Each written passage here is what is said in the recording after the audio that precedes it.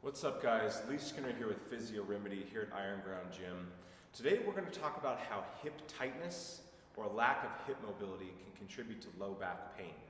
And we're going to focus on two muscles when we go through this video.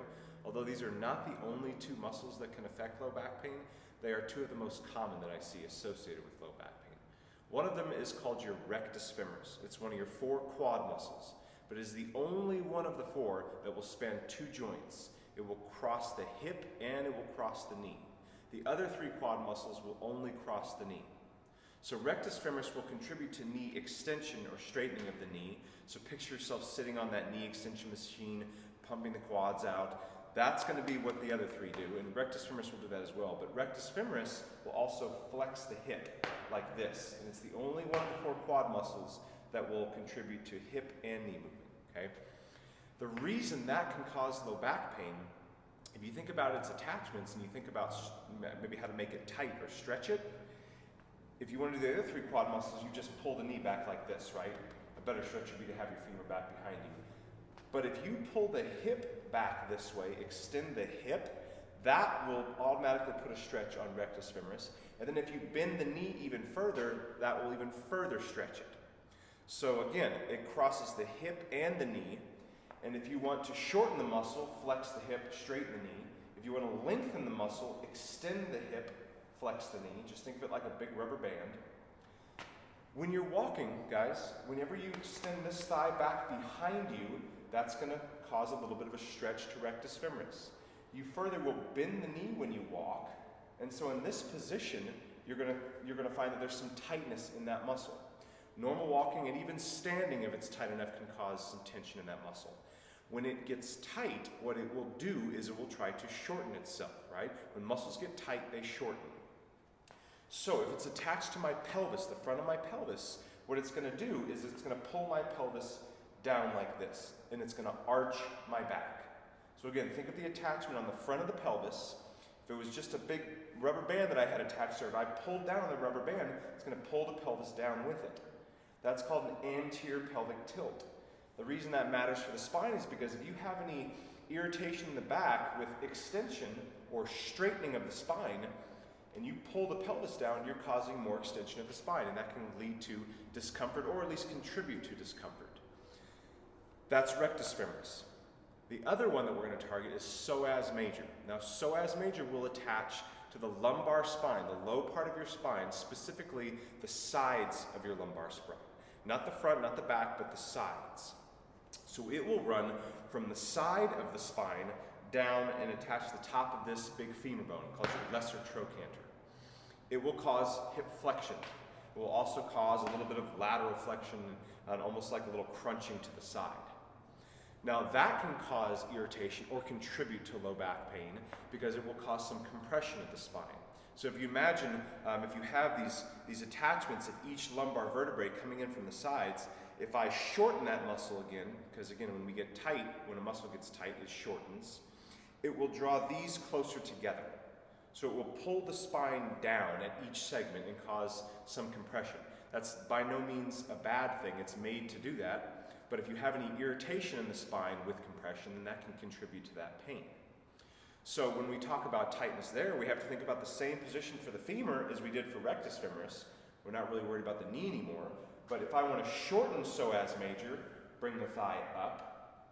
And if I want to lengthen or stretch psoas major, the thigh comes back. The same thing when we're standing, okay? If it's attached to my spine and it's causing compression, then it will irritate the spine. And it's that simple. So if the thigh is behind you, it can cause irritation. But even if it's tight enough, even if you're just standing in a neutral position, that may cause enough tension to cause compression and irritate the back. So we're going to cover rectus femoris, psoas major, how to stretch them correctly, and so you can relieve some tension of those muscles. And if they're contributing to your low back pain, you might be able to see a reduction in that pain associated with stretching these muscles. We're going to be lying on our stomach for this, and I have a couple things here. One, I just have a little rolled up mat, and I'll show you guys why we're going to need this in a second. And I have a little, well, it's actually a really big rubber band. You can use a stretch strap. I think they're commonly called yoga stretch straps. They're like a long 6-foot strap that has loops in it. Really a rope, anything you can use to tie around your ankle to bend the knee, like I'll show you in a second. I'm at a powerlifting gym, so this is what's readily available, gigantic rubber bands. So, what you're gonna do for this is you're gonna lie on your stomach. Now what some people will notice is if they lie flat, like this, okay, the ground is holding your pelvis down right now. If I go to bend that knee, and what I hear people say is, okay, that bothers my back, that hurts. Well, one, again, we're talking about extension-related back pain, and as you lie on your stomach, you are extending the spine. As you draw that rectus femoris muscle and develop tension on it, as you draw that knee in, you're gonna cause a little bit more compression. Because again, what we said was, if we wanna get out of that stretch, we're gonna anteriorly tilt the spine. So if I'm lying down and I start to bend my knee, my back arches, okay, what you see is the butt come up in the air. That's a way around that stretch, but it's uncomfortable for the spine. It's actually called the Ely's test, or Eli's test. So what I'll have you do, or I'll have some people that they do have some discomfort there, you can try just doing a posterior pelvic tilt when you're lying on your stomach. So rather than letting the butt come up, bring the butt down. You can try that. I'll show you that real quick. So if I bend the knee and I start to see this, I can literally just take my pelvis and tilt it this way, try to tuck my butt under me, and see if I can get the stretch without developing pain. But a little modification you can make in the meantime while you're working on it, just put a pillow or some towel rolls or a mat roll underneath your pelvis right here so that you're already a little bit up in the air. It's a little bit of spine flexion. I'd put it at the top of the pelvis here, not beneath the pelvis. If you put it beneath the pelvis here, you might contribute to that arching. I put it right at or above the pelvis. And then what I do is I can grab this, pull it in, and I can get a good quad stretch without irritating my back through extension. Now as you notice, it's not an ideal position to have to hold your leg back with your arm. So an easier way to do it, just grab a strap, put it around the ankle, and then lay on your stomach, bring this around, and I can roll it up my ankle a little bit. And now I can focus on keeping my pelvis in the down position that I want, and I can get a stretch through the band here, or the strap. Now, when you're doing this, make sure you're not rotating the hip out, or that's actually internal hip rotation, or rotating the hip outwards this way. So this is external rotation, this is internal. Try to keep it right in the middle. Hold your pelvis down, and then just draw forward and hold that stretch. You should feel tension throughout the upper to mid thigh when you do that. And that will help you keep the pelvis stable while you're stretching the rectus femoris. And now we have a tool here that can mitigate that back pain if you're having it. And you can also work on keeping the back down instead of sticking the butt up in the air and arching. I think that's a better rectus femoris stretch than the standing version. It helps me avoid the rotation and the arching of the back just because my pelvis is on the ground. And I can use the pelvis as sort of a marker to feel the front of my hips touching the ground. If I feel them start to lift up off the ground, it means I'm arching my back. So that gives you a little bit of a tactile cue you can use to correct to make sure you're getting the optimal stretch. We're going to try to target rectus femoris a little bit better than psoas major now. And I'm standing right now, but the reason I'm standing is I want to show you guys why I don't like to do a rectus femoris stretch in standing. There are several reasons. Going back again to the anatomy. Front part of the pelvis is where rectus femoris attaches. Anterior, inferior iliac spine goes down beneath the knee, attaches to the tibial tuberosity. If I stand tall and I just grab my foot like this and I hyperflex the knee, this is hyperflexing the knee. It's bending it a lot, okay? If I put my leg in that position and I hold it there, you'll notice that my femur bone is out in front of me.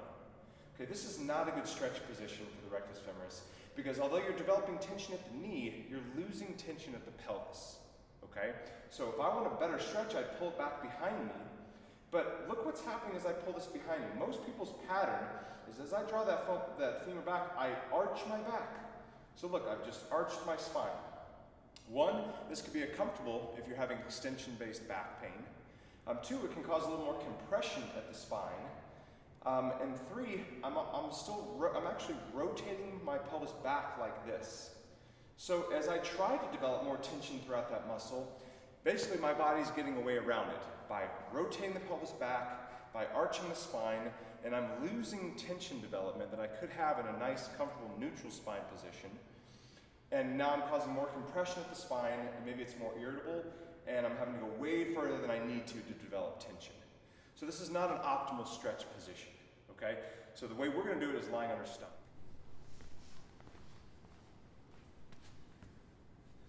So I like to start this off in kneeling, and in this stretch position, we're gonna be going after psoas major, okay?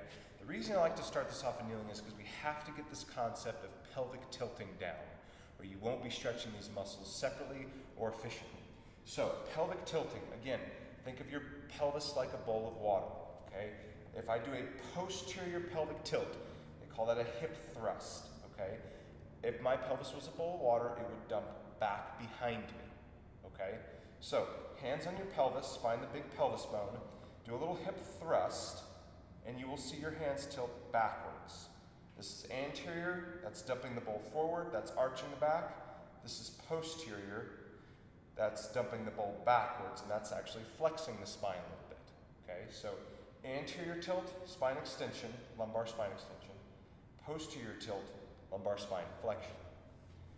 When we target psoas major, and you're in this position, as soon as you do a posterior pelvic tilt, you should feel tension developing right here at the front, top part of your hip and pelvis area.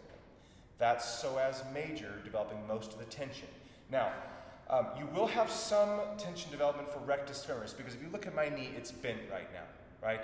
So if I wanted to stretch rectus femoris, I would bend the knee and I would bring the bone back. Whereas psoas major, we're really just trying to target up here at the pelvis. You'll notice if you let that tilt go like this and go anterior, you immediately lose that tension and you can go much further forward, okay? That's not going to target psoas major as well, and it won't target rectus femoris as well either, because you'll notice that as I'm going forward, my knee is now starting to straighten. If my knee is straightening, I'm losing tension from rectus femoris. I've lost tension from rectus femoris here too, because I tilted forward. So now I have to go really far forward down there, and I'm starting to get some stretch to the adductor muscles and other tissues, and it's not nearly as effective of a stretch, and it might be uncomfortable, because we just said that this is extension-related back pain. So if I tilt this way, I'm extending the spine, and maybe I'm getting a little compression that's causing me some irritation. So, posterior pelvic tilt, you'll target psoas major really well. You'll target rectus femoris to a lesser degree, mainly psoas major. That's a really good stretch for psoas major. Now, if you want a little bit more for that psoas, I can walk my foot out a little further. That will draw this bone a little bit away. Okay, and if the psoas major is attached to the top of the femur bone and the spine, if I separate that distance a little bit more, I'll create a little bit more tension.